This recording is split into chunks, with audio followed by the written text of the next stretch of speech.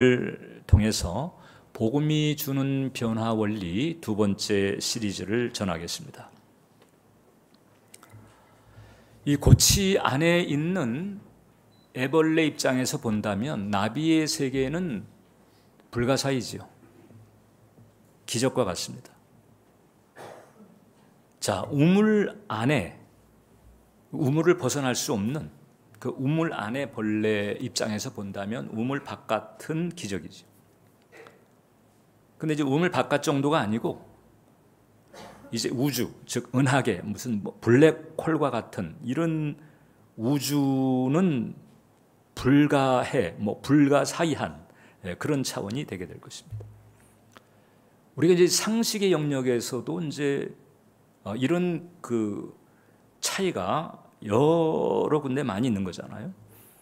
근데 이제 우리가 살고 있는 이 3차원도 차원의 입장에서 본다면은 이제 그런 그 비교와 차이가 있는 거죠. 1차원, 즉 선의 입장에서 본다면 면은 이것은 기적이죠. 근데 이 면만 있는 2차원에서 공간이 있는 3차원은 또 이게 이해가 잘 안 되고 불가사의 한 영역이 됩니다. 마찬가지로 우리는 이제 지금 3차원 이 시간과 공간 입체의 세계를 살고 있지만 이제 보이지 않는 영의 세계, 이것은 또 우리의 이해를 넘어서는 영역이고 불가사의한 그런 세계인 거죠. 그래서 3차원의 입장에서 본다면 영의 세계는 기적입니다. 마치 그 애벌레와 나비 사이의 차이 그 이상인 거죠. 3차원을 사는 우리에게 이 영의 세계, 즉 4차원이 연결될 수 있는 길이 있는데 그 길이 바로 믿음이라고 하는 것입니다. 우리는 믿음을 통해서 우리가 살고 있는 3차원의 4차원을 연결시킬 수 있고, 사실 하나님께서는 그 믿음이라고 하는 통로를 통해서 또 그렇게 되기를 원하시고 있습니다. 그럼 믿음이라고 하는 것은 뭘까? 믿음은 아닌 건데, 근거도 없는 건데 길하고 막 우겨대는 이런 게 아니지요. 믿음이라고 하는 것은, 성경에서 말하는 믿음이라고 하는 것은 보이지 않지만 엄연히 영의 세계가 있고 하나님과 하나님의 나라와 그리고 거기에 따른 그 보이지 않는 영역에 그 놀랍고도 엄청난 스케일이 있다고 하는 사실을 이 성경, 즉 진리를 통해서 받아들이고 인정하고 동의하는 마음, 이것을 우리가 이제 믿음이라고 합니다. 그리고 이 믿음이 가득할수록 그 믿음을 가지고 있는 사람의 입에서는 그 믿음의 언어가 풀려나오게 되는 거죠. 그래서 이 믿음의 그 언어가 풀려나면서 얼마만큼 그 쌓이는가, 그 두께에 따라서 이 상식의 세계를 움직이거나 흔들 수 있다. 이 성경이 바로 구약에서부터 신약에 걸쳐서 우리에게 수많은 사례를 알려주고 있는 거예요. 자, 그래서 이제 우리가 지난주에 이 복음이 지니고 있는 변화 원리 첫 번째를 살피면서 우리는 믿음의 선포가 대단히 중요하다고 그랬습니다. 나의 성품, 나의 인격을 변화시키는 선에서 그치는 것이 아니고 나를 둘러싸고 있는 환경 혹은 조건들, 내 운명, 이런 것을 변화시키고 바꾸어 나가기를 원한다면 그러면 말을 하는 것이 중요하다. 믿음의 선포, 이것이 아주 결정적인 키가 된다라고 하는 것을 말씀드렸습니다. 좀 더 쉽게 표현하게 되면 산 같은 문제가 우리 앞에 놓였을 때 그 산을 치우는 일, 산을 옮기는 그런 역사를 보기 원한다면 특별히 그 믿음의 선포가 대단히 중요하다. 이런 말씀을 이제 드렸지만 적지 않이 그 부분에 대해서 마음에 동의를 하고 그렇게 되고 싶어도 입이 잘 따라주지 않는 분들도 적지가 않습니다. 여러분들만 그런 게 아니고 이제까지 제 목회 경험을 직간접적으로 이렇게 살펴봤을 때 그런 경우가 상당히 많은 거예요. 그리고 저 자신도 경우에 따라서는 이제 그런 갑갑함을 느끼는 때가 있는 거죠. 우리 같이 가지고 있는 이제 고민을 한번 다루고 싶은 거예요. 왜 그럴까? 왜 마음으로 동의하고 맞아, 한번 그래 봐야지, 그래서 내 운명을 한번 바꾸면 내 환경을 한번 뒤집어 보자, 이렇게 마음 먹고 시작을 해도 한 이틀 사흘 정도 가다가 다시 그 이전으로 돌아가는, 믿음의 말이 잘 따라주지 않는 이유가 뭘까? 첫 번째, 일단 습관의 힘이 작용하고 있다는 거예요. 우리네 마음은요, 예수님 만나기 전에 상식과 현실 그 자체에 푹 쩔어 있었습니다. 3차원적 사고죠. 그러니까 보이지 않는 영의 세계, 이것은 뭐 믿지도 않았고 들어본들 받아주지도 않았죠. 상식과 현실에 충실했을 뿐입니다. 이 상식과 현실에 뿌리 박은 사고, 이런 그 언어가 너무 깊은 거예요. 그러다가 이제 복음을 듣고 예수님을 만났습니다. 그리고 성경을 통해서 이제 진리를 알게 된 거예요. 자, 성경을 통해서 알게 된 진리를 우리가 이제 복음이라고 하는 이 단어로 이렇게 얘기할 때, 그래서 이제 복음을 듣고 그 복음을 붙잡고 중생의 체험을 했지만, 그래서 복음을 부인하진 않아요. 복음을 부인하진 않는데 어느 한켠에 솔직히 그 복음의 내용들을 생각할 때 좀 뜬구름 잡듯이 여겨지는 성향을 부인하기 어려울 것입니다. 왜냐하면 지금 아픈데, 지금 내 몸의 통증이 지금 지끈지끈거리고 있는데 예수님께서 십자가를 통해서 치유의 은총을 내렸으니까 나았다라고 얘기하거라. 아픈데 나았다라고 얘기를 하라는 거예요. 지금 닥쳐진 문제가 있고 이 문제로 말미암은 압박감 때문에 내 마음이 눌려서 지금 걱정과 불안이 사무치고 있는데 여기에 해결됐다고 말하고 승리했다고 말하는 거예요. 그렇게 할 만한 어떤 가시적인 근거 없이 그냥 복음을 믿음으로 붙들면서 그렇게 선포하라고 하니까 이게 잘 선뜻 이제 적응이 안 되는 것입니다. 그래서 좀 시간이 지나다 보면 복음을 반영하는 말보다 현실을 반영하는 말이 이제 더 많이 나오게 되고, 그리고 그 현실을 반영하는 말이 더 익숙해지게 되는 거죠. 이게 이제 우리가 극복해야 될 갭인 거예요. 그러니까 이런 갭이 당연합니다, 사실. 원래 하나님도 모르고 진리도 모르고 복음도 모르고 살았다가 십자가 연회와 성령의 역사로 말미암아 이제 우리의 영안이 열려서 구원의 은총을 받긴 했지만, 여전히 우리가 살고 있는 이 3차원의 세계와 그 다음에 이제 복음을 통해서 하나님께서 우리에게 이루신 그 4차원 사이의 이 갭은 서두에 말한 것처럼 믿음으로 하나님에 대한 신뢰, 하나님의 말씀에 대한 하나님의 약속에 대한 신뢰로 극복해야 되는데, 근데 워낙에 이제 현실 감각이 뿌리 깊다 보니까 그 하나님에 대한 신뢰 여부를 어떤 것으로 가늠하려고 하니 이제 현실적으로 얼마나 풀어주시는가, 이걸 가지고 이제 하나님에 대해서 얼마만큼 신뢰해야 될까를 자꾸 재려고 하는 이런 본능이 작용을 하는 거예요. 습관의 힘인 거지. 이 하나님을 알기 이전에 그 불신앙적 사고, 그 불신앙적 언어, 이 언어 습관, 사고의 습관, 이게 계속해서 힘을 발휘하고 있는 거예요. 자, 그러니까 우리가 믿음의 세계를 가면서 이제 불신앙을 다루는 것이 중요한데, 왜냐하면 우리가 중생할 때 불신앙이 그냥 모두 다 뽑혀져 가지고 깨끗이 사라지는 게 아니거든요. 이 불신앙적 요소를 나의 내면에 가지고 있는 상태에서 성령께서 내 안에 들어오시고 구원의 은총을 받은 거란 말이에요. 이제 이 불신앙을 다뤄 나가야 되는데, 이 불신앙 자체도 만만치 않거니와 이 불신앙이 오랜 세월 빚어놓은 그 습관의 아성, 언어적 습관, 사고적 습관, 이 습관의 아성, 이게 또 만만치가 않은 거예요. 그래서 이 대목을 우리가 어떻게 효과적으로 다루어 나가느냐, 여기에 따라서 우리가 능력 있는 신앙생활을 하느냐 아니냐, 이것이 이제 좌우가 된다, 이렇게 볼 수가 있는 것입니다. 오늘 우리가 읽은 성경 본문은 성경 역사에서 가장 비극적이고 슬픈 사건 중에 하나예요.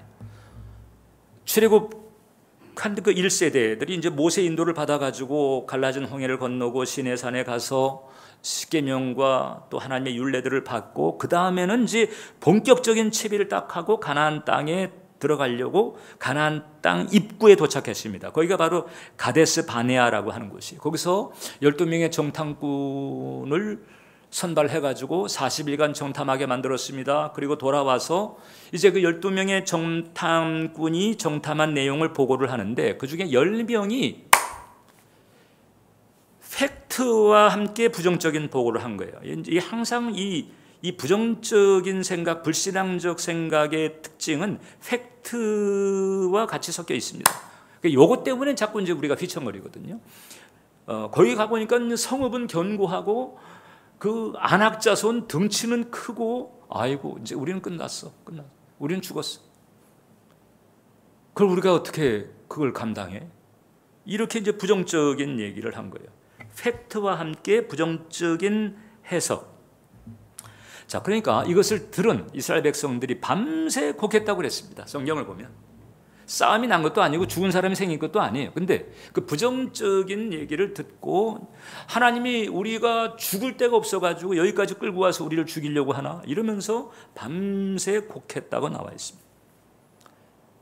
그리고 이제 하나님에 대해서 이제 원망을 하고 불신앙의 말들이 그냥 거침없이 터져 나왔던 것이거든요. 그때 이제 하나님께서 이제 모세를 통해서 그들에게 하신 말씀이 아까 우리가 서두에도 읽었지만은 다시 한번 우리가 이제 세 번역을 통해서 한번 읽어볼게요. 민수기 14장 28절로 29절을 보면 너는 그들에게 이렇게 말하여라. 나 주의 말이다. 내가 나의 삶을 두고 맹세한다. 너희가 나의 귀에 들리도록 말한 그대로.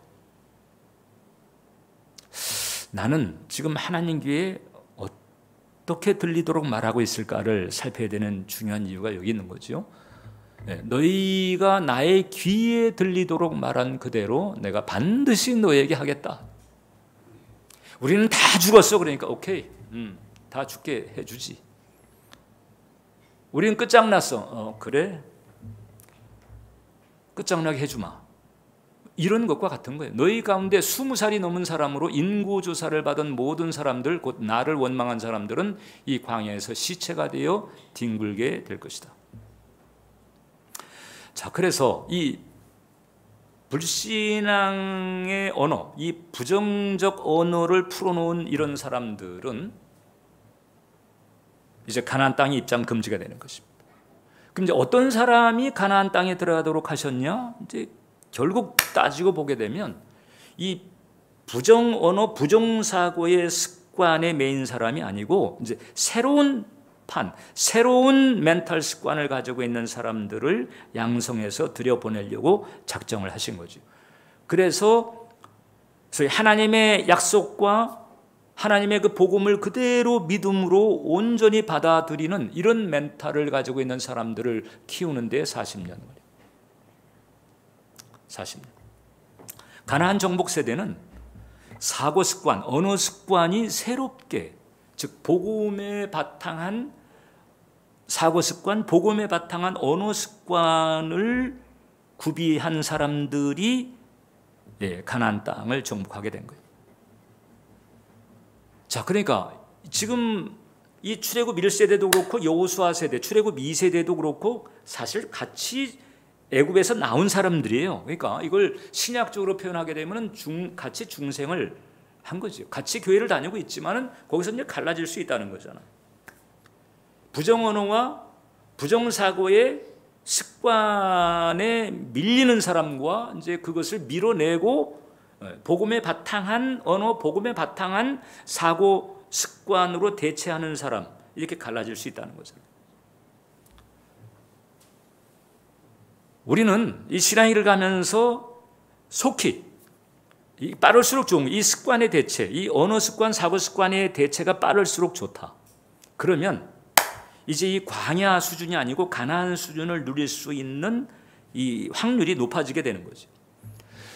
이미 말씀드린 것처럼 하나님께서 멘탈의 습관, 그 프레임을 바꾸는데 40년 걸렸다고 그랬잖아요. 그럼 목사님, 그러면 나도 오늘부터 시작한다고 해도 40년입니까?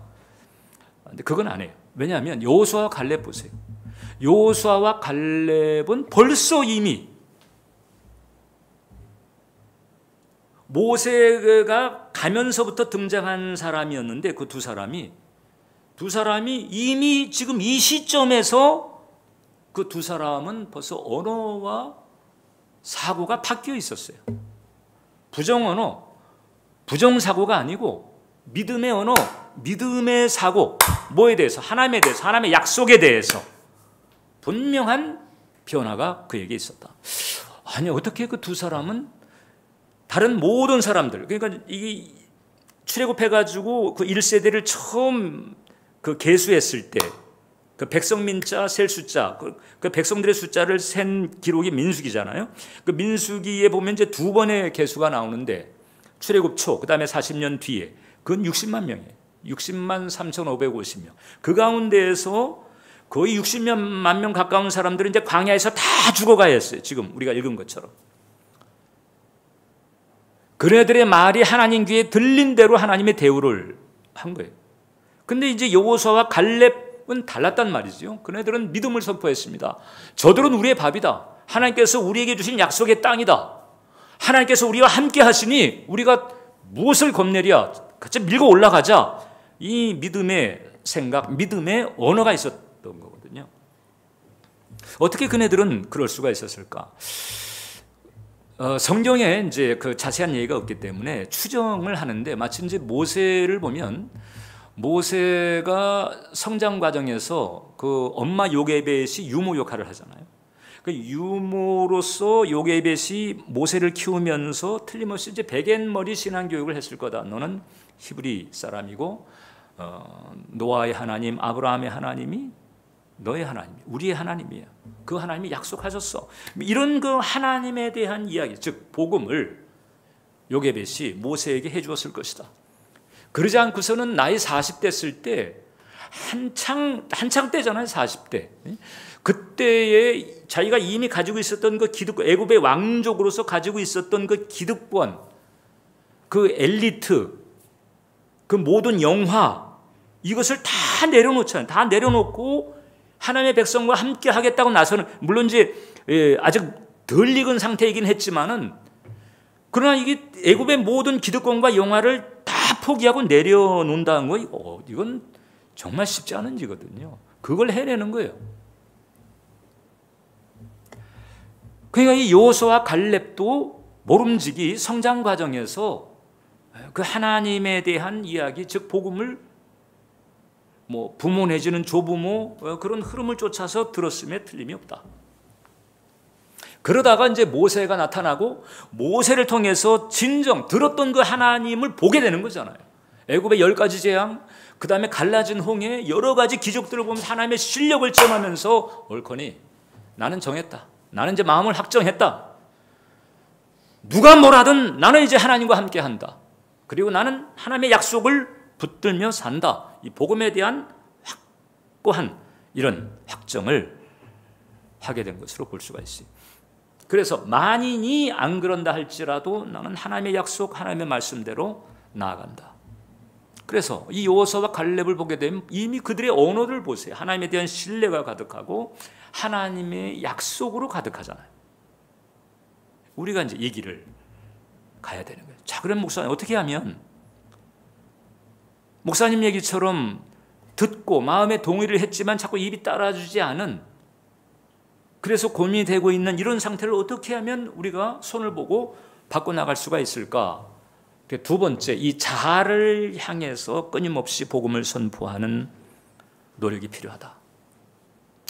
자, 여러분, 우리가 이제 이 믿음의 말로 산을 움직인다고 그랬잖아요. 예수님 말씀했단 말이죠. 산을 향해서 바다에 던져지라 하며 그 말하는 것이 이룰 줄 믿고, 그래서 이 믿음의 말이라고 하는 것이 결정적인 모멘텀이 되는 것인데, 근데 이 믿음의 말이 이게 이제 잘 안 나오는 거예요. 그래서 우리가 먼저 순서를 살필 필요가 있다. 환경에 대한 그 복음적 선포를 해도 스스로 멋쩍게 여겨지거나 스스로도 믿음이 안 가는 경우들이 있다고 한다면 그 다음에는 해야 될 일이 뭔고하니 자기 자아에 대해서 복음을 선포하는 것이 필요하다. 자기의 내면에 대한 복음의 선포인 거예요. 왜 그런고 하니 지금 환경에 대해서 믿음으로 카운터할 수 있는 바탕이 없다고 한다면 아직까지 내 속에 복음이 자리 잡지 못하고 있는 거예요. 내가 복음으로 지금 물들지 않은 거예요. 이 복음적 사고, 복음적 언어 습관이 지금 뿌리 내리지 못하고 있는 거예요. 그래서 내 자아, 나의 내면이 먼저 복음 충만해야 그 복음 충만한 믿음으로 환경을 카운터할 수 있는 것이거든요. 내가 복음 충만하지 않은데 산 보고 움직여라. 죄송합니다만 산이 웃습니다. 그게 바로 이제 우리들이 딜레마인 거거든요.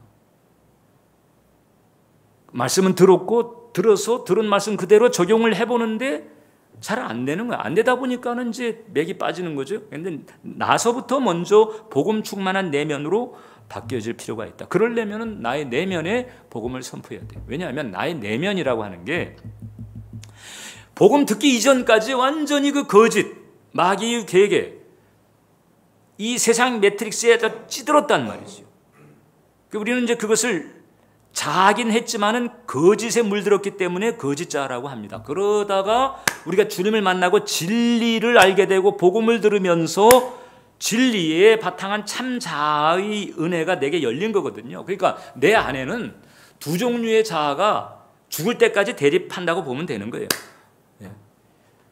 그렇다고 정신분열은 아닌 거예요. 내 원래 있던 그 거짓자에 예수님을 통한 참 자아가 이제 열려지게 된 거죠. 이 참 자아는 복음에 바탕한 자아입니다. 이 참 자아가 이 복음을 끊임없이 이 거짓에 물들어 있는 나의 내면에 대해서 선포를 하는 것, 이게 바로 일종의 내면 선포입니다. 보통 이제 세상에서도 자신의 삶을 변화시키기 위해서 많이 쓰는 방법이 이제 스피치 액트라고 하는 게 있어요. 스피치 액트. 이것은 뭔가 하니 그냥 말, 스피치만 하는 게 아니고 어떤 의도를 가지고 있는 거예요.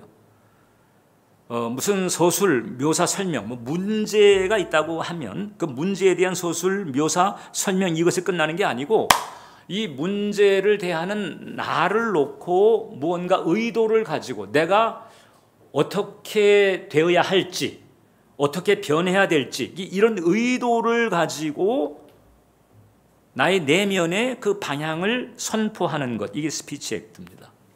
이건 이제 어떤 문장의 형태 혹은 어떤 특정한 내용이 분명히 있어야 되는 거죠.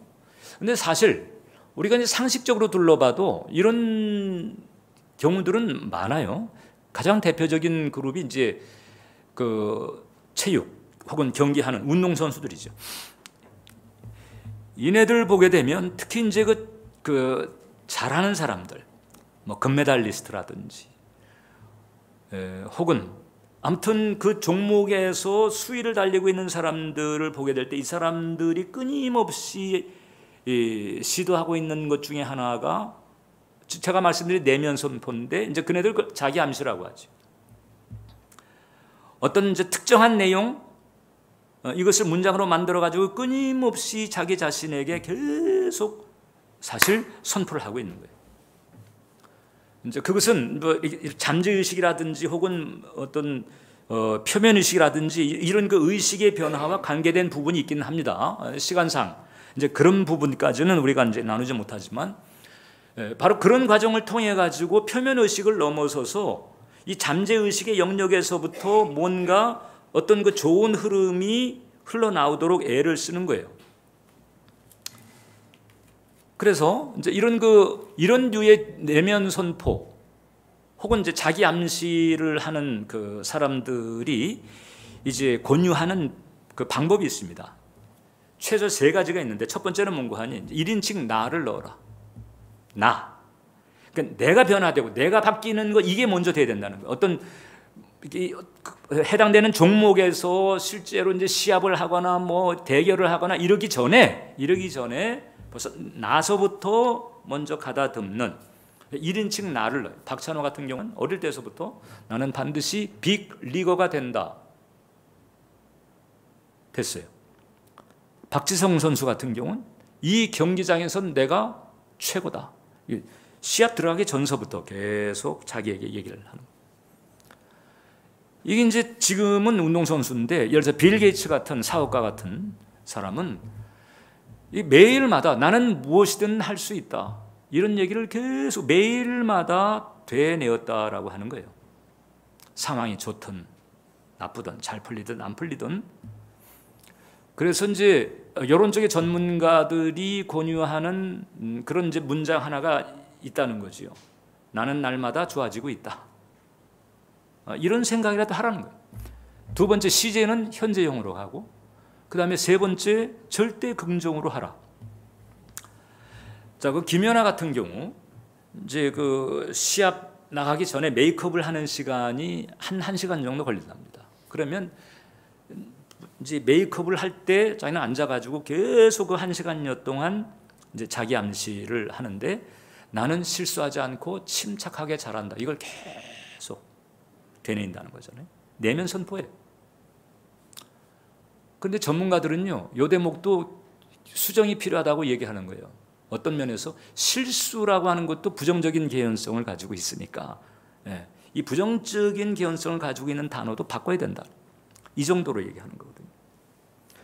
자, 그런데 이 세상에서도 이런 이 내면 선포를 통해 가지고 자기를 가다듬고 준비시켜 가지고 거기서 승리하고 메달을 따거나 그로 인해서 영광을 얻고 소득을 얻고 이게 지금 상식적인 상황이잖아요.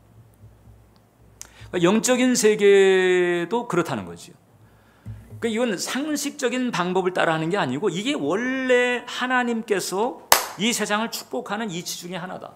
이 하나님께서 이 세상을 축복하는 이치 중에 비전 같은 게 있단 말이죠. 사도행전 2장 7절에 성령께서 너에게 임하시면 젊은 환상을 보고 늙은이는 꿈을 꾸리라. 환상과 꿈, 비전인데 그 비전이라고 하는 것도 하나님 모르는 사람인데도 그 비전의 원리를 차용하니까 일정 열매를 보거든요. 이런 자기 암시와 같은 이런 내면 선포 방식도 마찬가지인 거예요. 우리가 지난주에 살폈던 것처럼 원래 우리들의 마음은 죄와 사망의 법 아래 마귀에게 시달리면서 사실 에스겔 골짜기의 마른 뼈 같았던 상황이었단 말이죠. 구원받기 이전에 우리의 내면이라고 하는 것은 뭐 겉으로는 좋은 스펙 가지고 돈 많이 벌고 좋은 집에 살고 괜찮은 것 같은 이런 환경이 있을 수 있겠지만 정작 그 하나님을 떠난 그 영혼, 하나님의 길에서 벗어나 있는 영혼의 상태는 마른 뼈와 같다.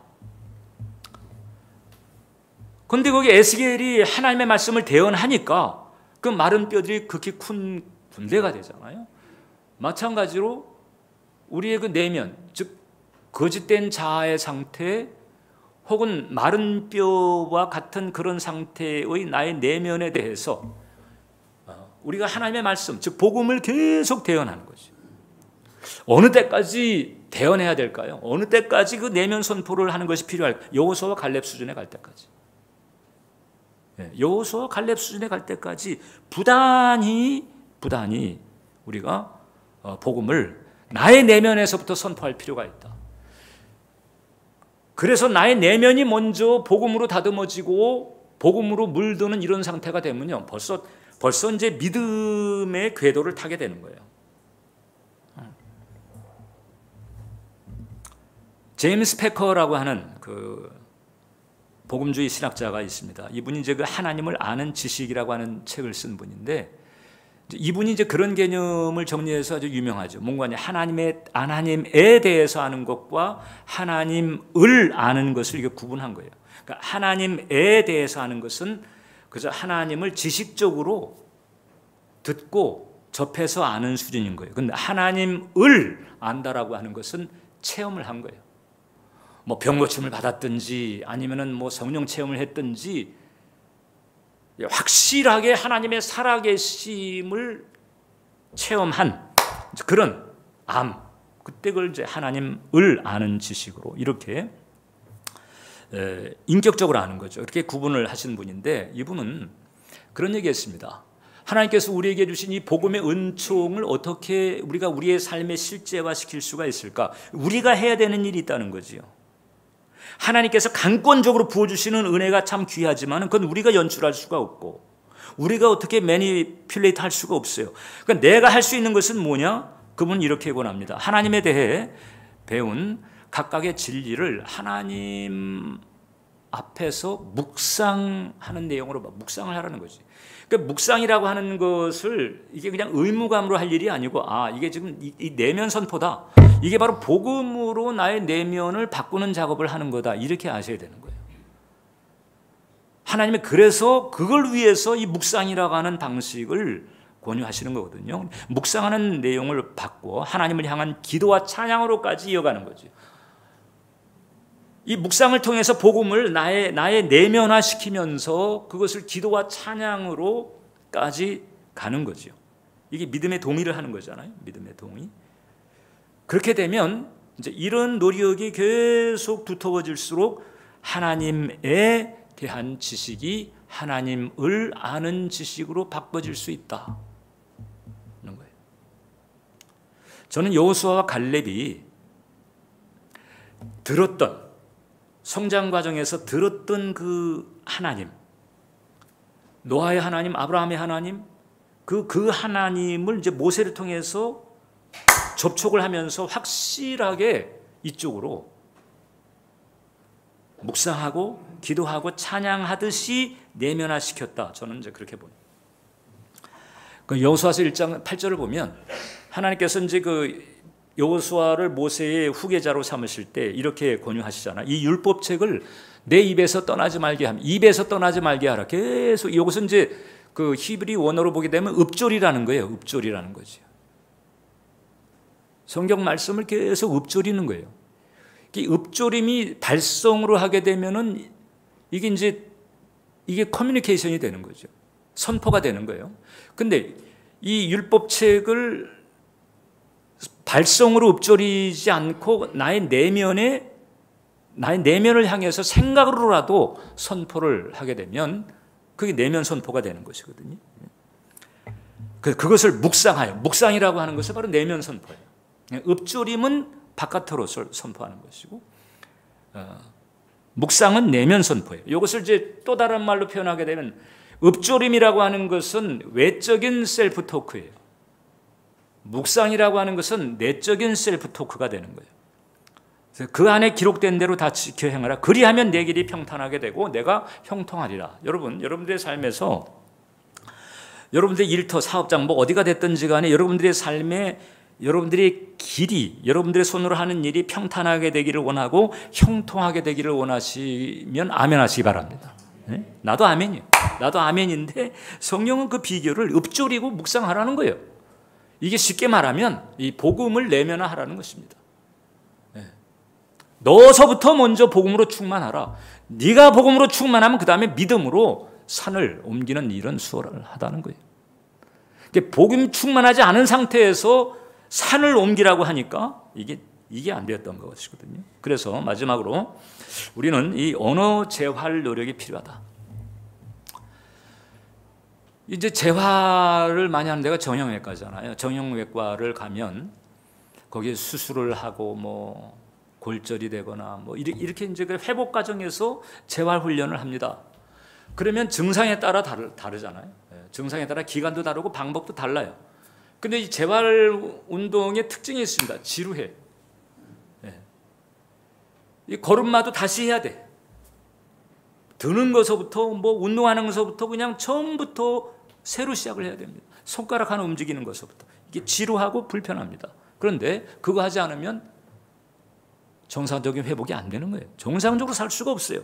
그래서 지루하고 불편하지만 재활 운동을 하는 것입니다. 자, 이제 우리가 우리의 삶을 돌이켜 봤을 때, 자, 이제 믿음으로 사는 원리를 옳거니 하고 마음속에 아멘해서 받아들였다 할지라도 그게 적용이 안 돼가지고 적용이 안 되니까 믿음이 자라가지는 않은 거잖아요. 그냥 그 이전과 다를 바 없게 되는 거잖아요. 그런 현상이 그 답보 상태가 계속되고 있든지 아니면 좀 나의 마음이 계속해서 어떤 그 우울감, 내지는 혹은 불안 증상, 혹은 이게 툭하면 짜증이 난다든지 이런 게 강하다고 하다면 좀 미안하지만 사고 재활, thinking이죠. 사고. 그다음에 언어 재활이 필요하다. 왜냐하면 우울감이 가득하면 그 입에서 믿음의 얘기가 나올 수 있냐고. 불안 증상이 가득한데 거기서 긍정의 얘기가 나올 수 있어요? 그러니까 벌써 언어와 사고가 지금 눌려 있는 거거든요. 이 재활이 필요한 거예요. 눌린 상태에서 이게 승리하는 능력 있는 신앙생활의 길로 가려면 이게 마치 환자가 병원에서 재활 운동하듯이 언어의 재활, 생각의 재활이 필요하다. 믿음의 언어를 배우고 그것을 말하고 습관화시키는 이 셀프 토크, 복음으로 셀프 토크를 하는 거예요. 그것을 그냥 생각으로 나의 내면에 할 수 있거든요. 그냥 생각으로 머릿속에서. 그러나 이제 읊조릴 수 있어요. 발성을 하면 더 좋아요. 그 다음에 글로 쓰면 더 좋아요. 생각하는 것보다 읊조리는 게 더 파워가 있고 읊조리는 것보다 글로 쓰는 게 더 파워가 있어요. 이렇게 해서 나의 내면을 바꿔나가는 거죠. 여러분, 그 언어의 위력은 생각보다 대단합니다. 왜냐하면 그 창세기 11장을 보면은 이제 노아 홍수 이후에 또 삐딱하게 나가는 사람들이 서로 모여가지고 한 일이 바벨탑 세우는 거예요. 이게 제사 드리는 단을 세운 게 아니고 바벨탑을 세워가지고 하늘 꼭대기에 닿게 해서 우리의 이름이 온 천하에 퍼지게 하자. 이렇게 또 이제 삐딱하게 나가는 거예요.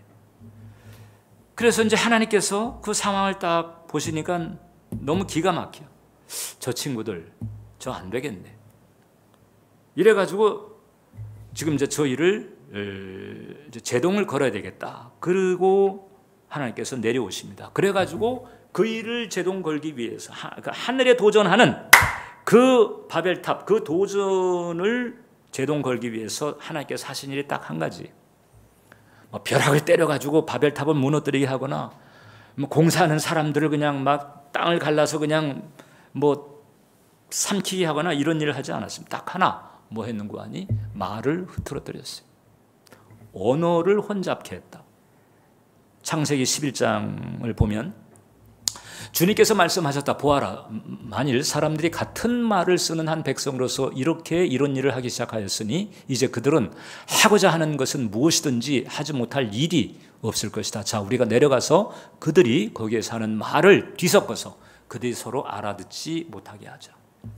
그러니까 에덴 동산 창설하시고 아담과 하와로 하여금 언어를 나누게 한 거잖아요. 그 언어를 창조하시고 언어를 허락하셨는데 그때 그 아담 내외가 썼던 그 언어가 계속 이어지면서 바벨탑까지 간 거예요. 그때 언어가 하나였어요. 언어와 구음이 하나였다. 성경은 말하고 있어요. 말이 통하니까 서로 간에 의기투합해가지고 이제 하나님을 대적하는 쪽으로 힘을 모아버린 거거든요.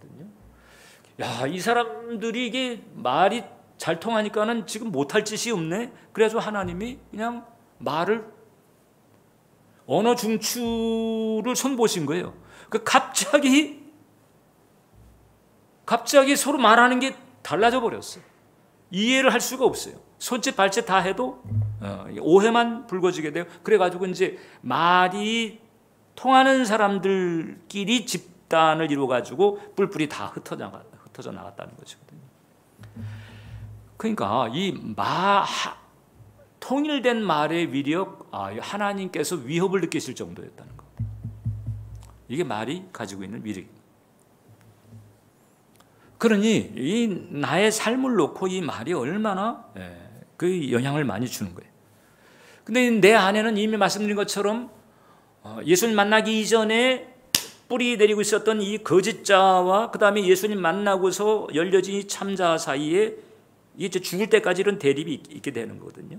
어느 쪽이 더 센가에 따라서 내 삶은 광야 쪽이 될 수도 있고 가나안 쪽이 될 수도 있고 그렇게 된다는 거예요. 그래서 이 예수님과 한편된 참자, 진리, 복음에 물든 이 참자로 하여금 계속해서 이 거짓에 물들었던, 이 불신앙에 물들었던 이 자아를 계속 바꿔나가야 되는 거예요.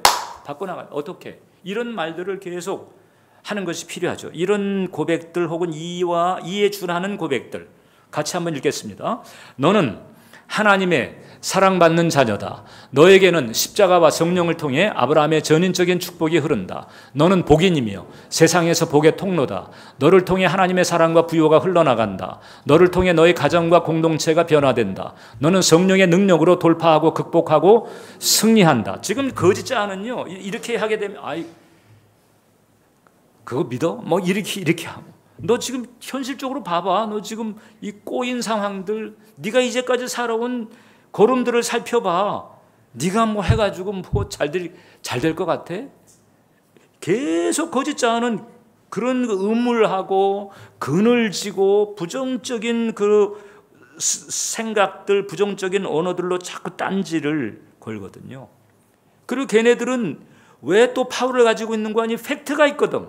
내가 그렇게 살아왔고 그런 일을 저질렀고 이런 팩트를 가지고 덤벼드니까 꼼짝 못하는데, 이제 그 팩트 말고 복음의 팩트, 십자가의 팩트, 하나님의 약속이라고 하는 이 팩트, 이 거룩한 팩트를 가지고 아예 그냥 무시해버리고 이쪽으로 탁 옮겨 타는 거예요. 나의 언어, 나의 사고가 그냥 확 옮겨 타버리는, 얘네들하고 일일이 그건 아니야, 그건 이런 식으로 씨름해봐야 말리는 거예요. 그냥 외면하고 옮겨 타는 거예요.